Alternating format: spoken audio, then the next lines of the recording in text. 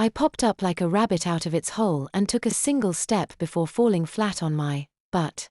What made it even worse was when my butt made contact with the floor, whatever it is they put inside diapers to make them absorbent, came squirting out of the leg opening, and I do mean squirting.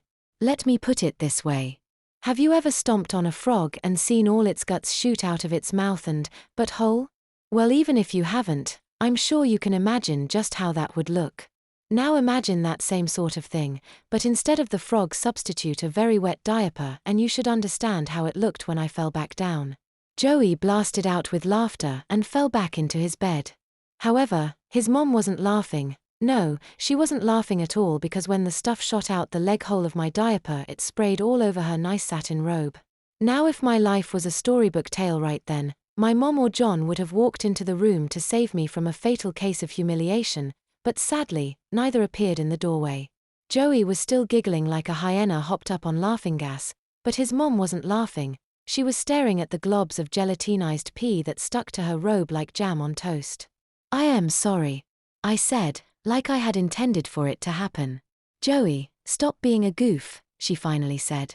He flipped himself over on his back and kicked at the air.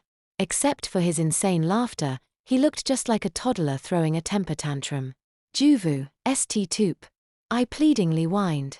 But he didn't, and before long his mom and I caught his infectious laughter bug. Joey giggled and kicked. Alvin, you don't know, but that was so funny. Boom, squish, splat. Beth said, all right, I think you two should get baths. She paused in thought before saying, I think maybe I will too. Is my mom up yet?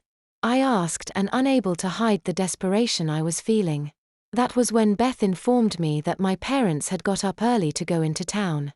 They left me.